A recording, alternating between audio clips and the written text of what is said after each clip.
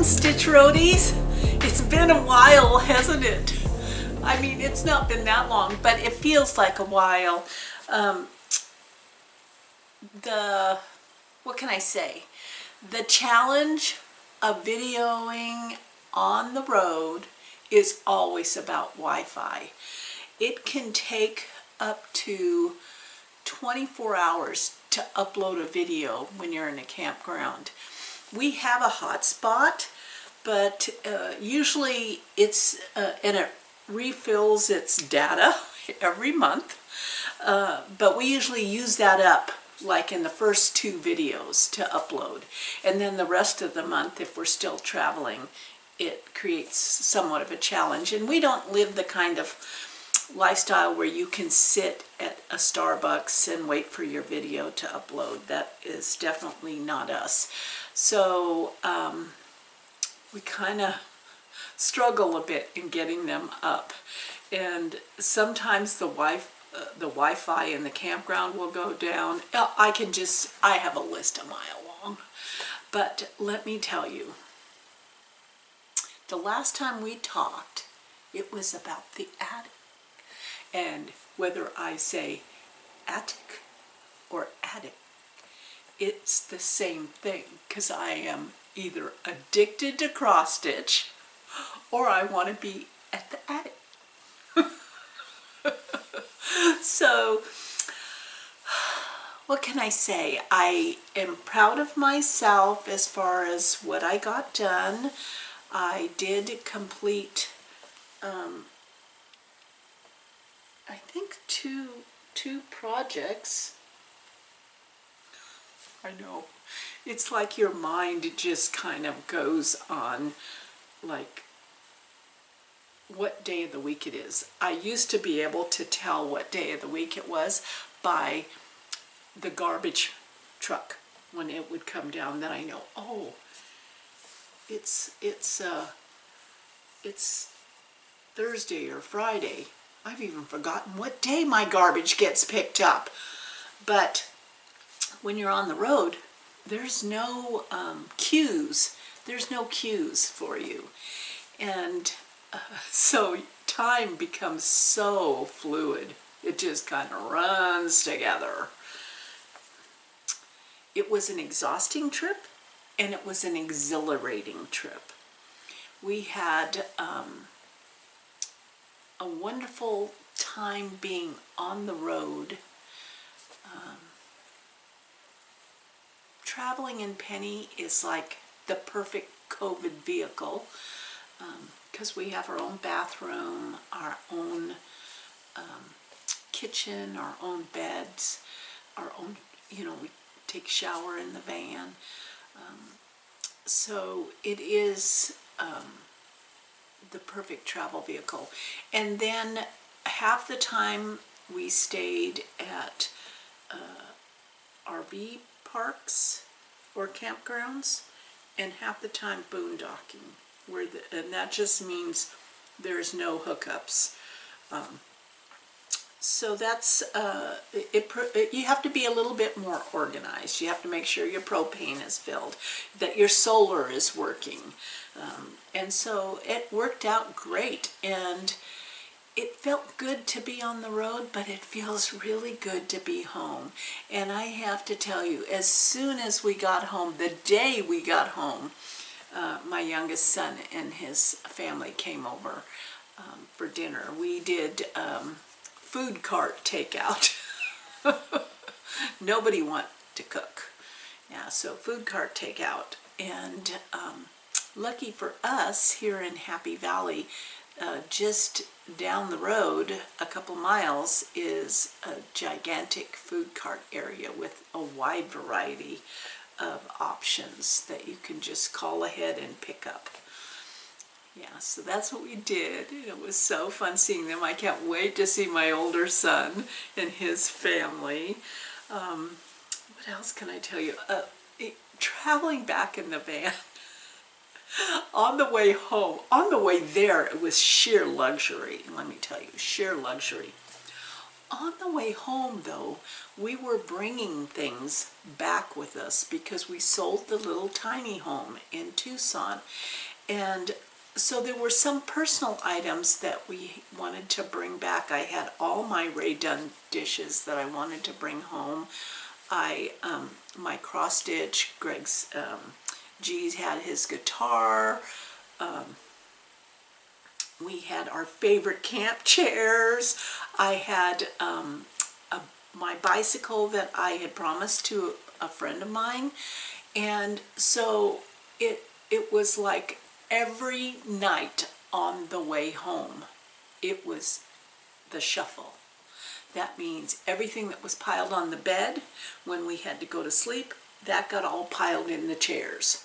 And then in the morning when we needed to pick up and go, or just even drink a cup of coffee, we shifted everything from the front of the van to the beds. So by the time we got home, we were pretty darn tired, let me tell you, that shuffling. And it was freezing cold.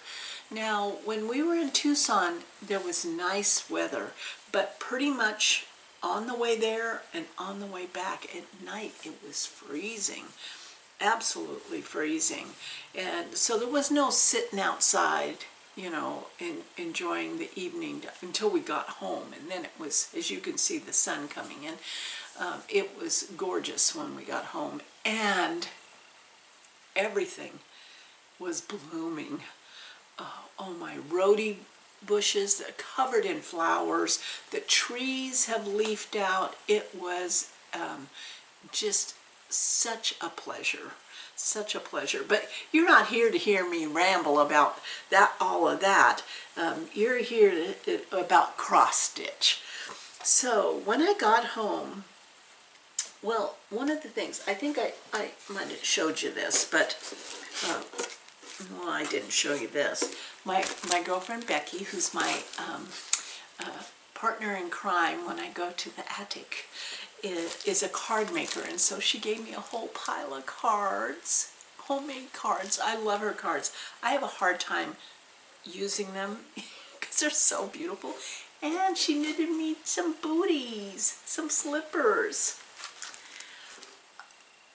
And then my girlfriend and sisters crocheted.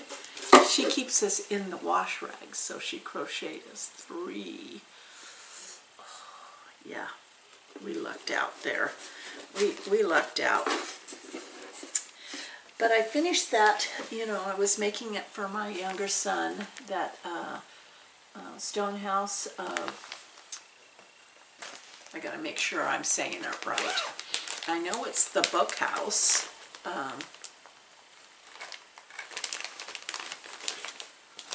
don't know what I do with the pattern. But it's called Book House, Stone Street. Stone Street. So that is going to be mounted on the front of this box that he can use on his desk for mail. And then I finished, you know, the coffee. So one of these days I'm going to have to do like a finish, spend a day fully finishing things. So my little coffee, you saw that, I'm going to make that into a little pillow. But first, coffee, because I have a whole little coffee display.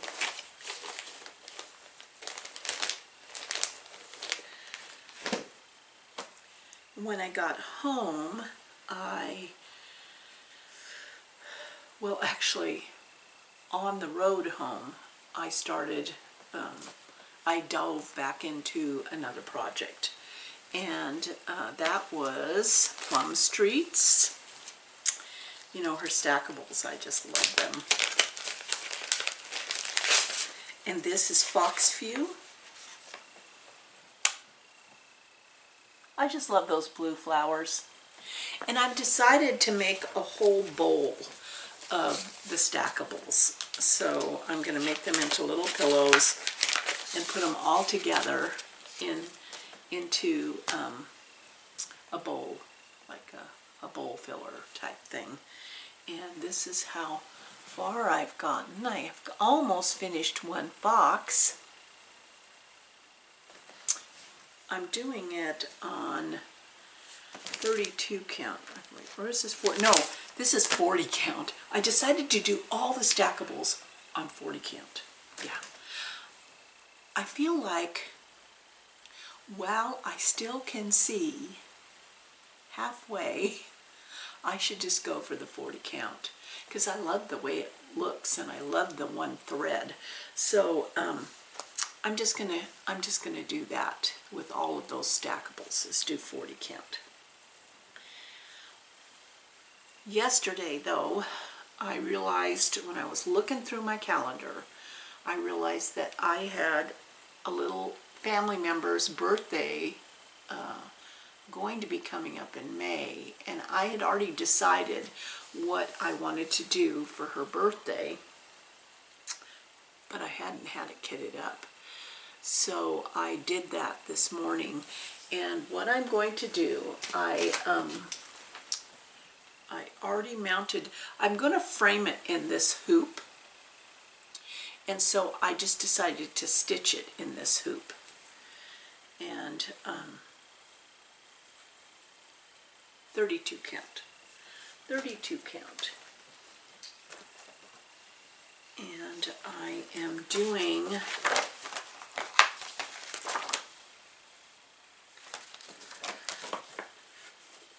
one of my Korean girls. Let's see here. Which one was she? Oh, this one. I'm going to do that one because she reminds me of her. I know you're not supposed to show the chart, are you? So there you go. That one on the end I'm going to do in the center. So I kitted it up this morning, and when I was kitting it up, I realized how much I like the way I store my floss. That is such an individual choice. And some people's floss storage is a work of art, let me tell you. But for me, it's just easier to store them in these floss away bags and then by numbers. So like the 300s are all together, the 400s are all together, the 500s. So then I can flip through and find the floss and put all the floss that are required for one project on a working ring, what I call a working ring. So I'm now all ready to start that, and I'm going to be fairly monogamous with that because I need to get it done. Need to get it done and in the mail. I know I'm talking, I'm just talk. It feels like I haven't talked with you enough.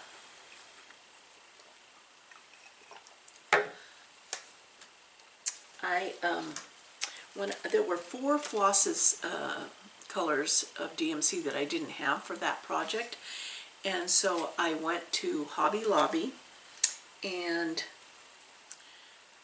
bought the 5 flosses I needed, and then I saw this.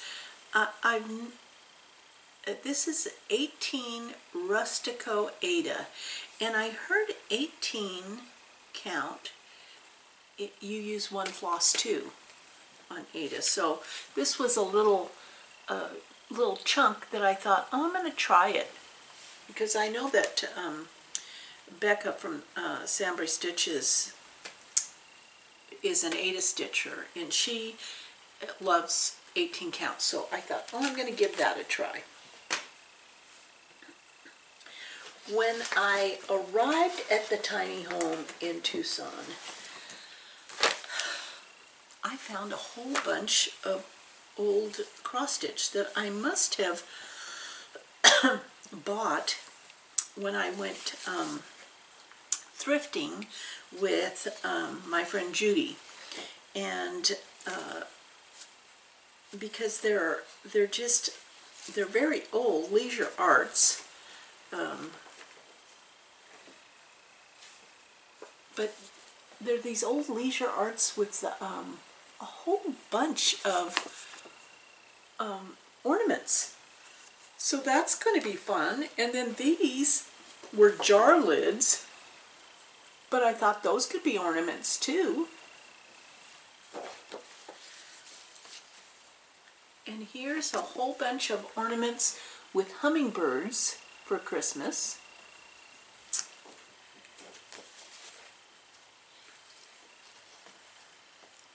And then this is an old Stitchville, USA snowflake Santa.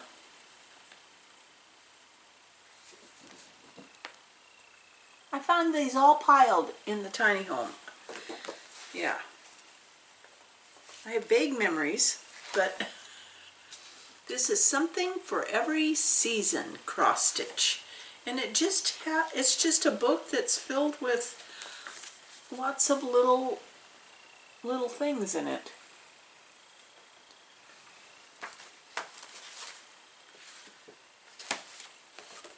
Borders.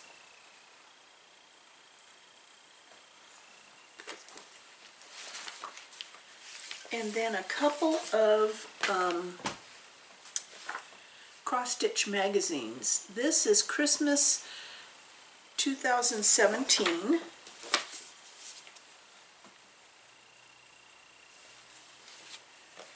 And this one is November 2012. So I'm going to just look through those and, you know, get back on my hashtag monthly Orny Sow. What else? What else? My neighbor had picked up my packages that arrived. I tried not to order anything before I left, but there were things that were back ordered, and so just in case those had come, and they had come, so I was really happy. My additional scroll rods for my elan frame came, and this one is a 24-inch. Yeah, I think this is 24 inch. So it's going to be for, yeah, scroll rods 24 inch, sidebars 10 inch. So I'm going to try some bigger projects on my elan frame. I think I'm going to like that. When I was watching, and I did not have a lot of time to watch Flosstube, you know, because G and I are in the van together. It's like less than 90 square feet. And so you can't really do your own thing. Like I could have put headphones in and watched on my phone, which I did a couple times. But you're together so much of the time that it kind of, you know, you're doing stuff together rather than apart. And Flosstube is not as fascinating to him as it is to me. So I didn't get to watch a lot of Flosstube, but before I left, I had been watching Scott, Stitches in Spain, and I'm pretty sure it was him, and he was talking about a book that he had ordered, Fables and Fairy Tales to Cross Stitch. It's a big book. It's adorable. It's adorable. It has that vintage feel to it, you know, the designs. I mean, they're just so cute. And, oh, there's little mermaids. Oh, there's just some things you could put into ornaments. It's all the Jack and the Beanstalk. That one's cute. Hansel and Gretel. The Three Little Pigs. I mean, they're just so freaking cute that I ordered it. But here's the thing. You look at one thing and you see another thing. So I ordered this before I ever left to go down to Arizona. And when I saw this one, I saw this one. And it's obviously, it looks exactly, yeah, it is. Veronique Engiger. And this one is called The Magic of Christmas to Cross Stitch.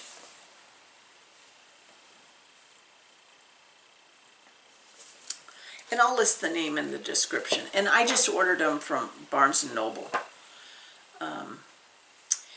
And this had a lot of little smalls for Christmas, very vintage looking.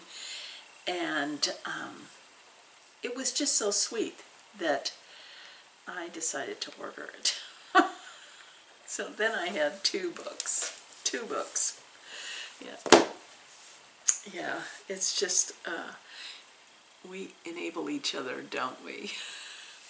we can't help it. But I have to show you the two cross-stitch pieces, and I know you've probably seen them before, but it would have been a long time ago, over a year ago anyway, because it was the last time I was in the tiny home that I brought back, and I kind of reformatted my thoughts. My trees are not going to go over my bed because I'm going to do this more southwest after they're just so beautiful. And these two pieces were cross-stitched by a friend named Kathy, who has since passed on. And I've told you before, she used to own a cross-stitch shop. And so I had these framed.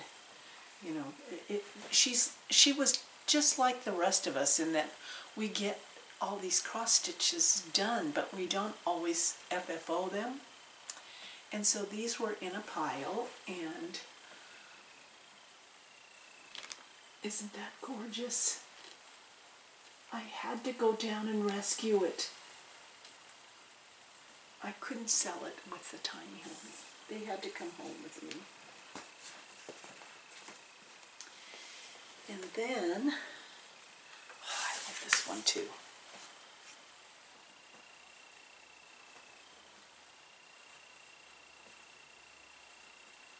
Stunning, stunning, stunning. So I have to hang these in here. So much backstitching in that one. So that's kind of where I'm at right now. I am waiting to hear from Fat Quarter Shop because I am going to be doing a stitch along with them in May. So I'm hoping to hear back from them about that. And otherwise, I'm going to just keep plugging away at it and see what I can get done. And hopefully by the next time that you, where did I put that paper? The next time that you, the next time that we gather together, geez, I think it's contagious. I was watching this morning Stitching with the Sisterlies, and Colleen was like forgetting what she wanted to say constantly, and now I realize that I might have caught that from her because it's like I'm forgetting what I wanted to say. But maybe by the next time we meet, I will have had an FFO. Yeah, maybe that'll happen. We won't keep our, we won't hold our breath though, will we? But I did want to wrap this up with that awesome giveaway from the attic. Oh, I'm going to drag you out again. I forgot to show you one more thing before I do the giveaway. On the way home, I stopped at my bestie's house, and we slept overnight in the driveway because we were so tired. And I went through her pile of cross-stitch, and she passed the stash on to me of the things that I want to stitch that she had already stitched. You know what I mean? So here we go. I have these on my to-do list. Satsuma Street.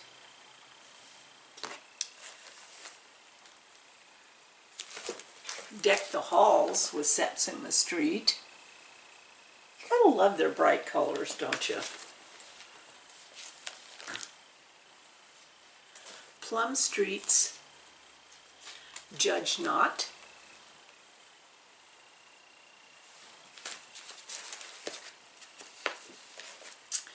trilogy Giggly Wiggly Snowman.